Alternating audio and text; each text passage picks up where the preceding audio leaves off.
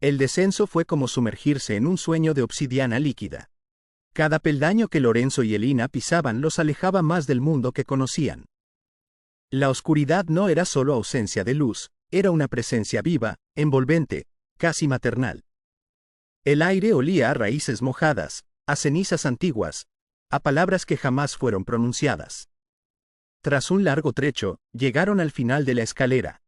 Frente a ellos se alzaba una puerta circular, tallada en piedra volcánica, cubierta de inscripciones en náhuatl arcaico y símbolos precolombinos que parecían moverse al contacto con su mirada. Elina tocó uno de los glifos, y una vibración suave le recorrió el brazo. «Estamos cruzando hacia lo que no fue contado», murmuró Lorenzo. La puerta se abrió con un susurro de viento antiguo. Lo que encontraron más allá era un recinto de bóveda alta, sostenido por columnas vivas, formadas por árboles cuyas raíces crecían hacia el cielo y cuyas copas se hundían en la tierra. En el centro, un espejo de agua negra reflejaba no sus cuerpos, sino sus memorias más íntimas. Al acercarse, Elina vio en el agua a su madre, joven y risueña, contándole historias de un linaje secreto. Luego, la imagen de un hombre al que nunca había visto, pero que llevaba en los ojos la misma mirada que Lorenzo. Un ancestro. Un origen. Del otro lado, Lorenzo se estremecía. En su reflejo aparecía una mujer idéntica a Elina, pero con mirada fría. La visión de un amor que lo traicionó siglos atrás. Comprendió entonces que no todo su dolor venía del presente. Parte de él había nacido en una promesa rota en una vida remota. De pronto, las raíces del techo comenzaron a latir, como un corazón.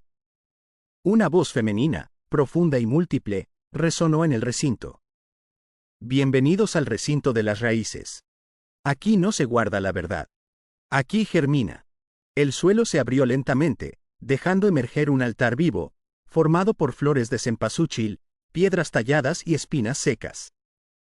En su centro, un códice envuelto en tela de amate descansaba como un corazón dormido. Este es el registro del primer juramento, dijo la voz. Solo quien esté dispuesto a conocer la raíz de su amor, puede abrirlo. Elina extendió la mano, pero esta vez no fue detenida por fuerza alguna. Lorenzo, sin decir palabra, colocó su palma junto a la de ella sobre el códice. La tela se deshizo como niebla, y un resplandor brotó del interior, cubriéndolos a ambos. En ese instante, dejaron de estar en el recinto. Se vieron a sí mismos, pero en otra época. Elina vestía de maíz y jade. Lorenzo llevaba una capa de piel y barro. Estaban rodeados por un consejo de sabios, en una ceremonia ancestral. Ella prometía proteger un legado sagrado. Él, resguardarlo con su vida. Si uno falla, dijo una voz, el ciclo comenzará de nuevo. Y luego, el caos, fuego, gritos, traiciones. Elina despertó en el presente con el códice aún brillando bajo sus manos. Sus ojos estaban llenos de lágrimas, pero también de certeza. Fallamos una vez, dijo. Pero esta vez, no lo haré. Una nueva inscripción se grabó sola en la piedra a sus pies. Donde la raíz fue cortada, puede nacer el árbol eterno. Pero antes de que pudieran moverse, una sombra emergió del agua negra. Su rostro era idéntico al de Lorenzo, solo que vacío, sin alma. ¿Y si tú no fallas? Tal vez lo haga yo, dijo la sombra, con una voz idéntica a la de él. Elina retrocedió, y Lorenzo se quedó helado. Porque esa figura era su reflejo que se había negado a desaparecer. La sombra dio un paso al frente, emergiendo por completo del espejo líquido. Cada movimiento suyo hacía vibrar las paredes vivientes del recinto de las raíces. Lorenzo, con el rostro pálido, dio un paso atrás, como si aquella figura le hubiera arrancado el aliento. ¿Qué eres?, preguntó con voz áspera. Soy todo lo que temiste ser, respondió la sombra con una sonrisa sin calor. El Lorenzo que renunció al amor por orgullo. El que juró protegerla y no llegó. El que en una vida pasada, prefirió salvarse a sí mismo. Elina sintió una punzada en el pecho. No por desconfianza hacia Lorenzo, sino por la resonancia de una herida que parecía venir de otro tiempo. La sombra se volvió hacia ella y le extendió la mano. Conóceme, Elina. Solo al aceptar su oscuridad podrás liberarlo del ciclo. Tú guardas la luz, pero también el juicio. Elina miró a Lorenzo. Él estaba temblando, no de miedo, sino de dolor. Sabía que esa sombra no mentía. Era parte de él. Y aún así, dio un paso al frente. No huyas, dijo Elina con ternura. Abrázalo. Lorenzo cerró los ojos y extendió los brazos. La sombra lo observó con escepticismo, y luego, con un gesto inesperado, también se acercó. Cuando se encontraron, no hubo choque, ni violencia. Fue como si dos piezas rotas se unieran por fin. El cuerpo de Lorenzo brilló brevemente, como si algo en su interior se reorganizara. Entonces, el agua negra del espejo se disipó, y el altar se cerró como un capullo satisfecho. La voz femenina volvió a sonar. La raíz ha sido purificada, pero aún deben hallar el fruto. Vuestra unión no basta si no se entrega. Una nueva puerta se abrió al fondo del recinto. Más estrecha, más antigua. Y tras ella, un viento perfumado de copal y sangre. ¿Estamos listos?, preguntó Lorenzo, aún con la respiración agitada. No lo sé, respondió Elina. Pero sí sé que no quiero volver atrás. Atravesaron juntos la puerta, y al otro lado, los recibió un pasillo cubierto de pictogramas. Uno de ellos mostraba una figura femenina descendiendo al inframundo con una antorcha. Otro, a un colibrí saliendo de una flor marchita. Al fondo del pasillo, una figura los esperaba. Era una mujer de piel color tierra, ojos de obsidiana y cabello entretejido con serpientes de jade. Vestía una túnica que parecía hecha de ceniza viva. Soy Coatlicue, dijo sin moverse. Madre de la renovación. Ustedes buscan romper un ciclo, pero para eso, deberán pagar el precio del origen. Elina sintió que el suelo bajo sus pies se desvanecía. El aire se volvió espeso, y un eco de gritos antiguos llenó sus oídos. Lorenzo intentó hablar, pero su voz fue absorbida por el silencio denso del pasillo. Prepárense para ver el comienzo, susurró Coatlicue. Porque el final depende de él. Y con un gesto, los arrojó hacia una luz roja que emergía del centro de su pecho.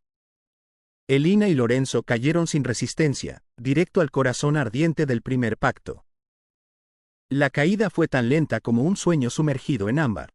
Elina sintió que flotaba en un abismo rojo, donde ecos de tambores antiguos latían como corazones en pena.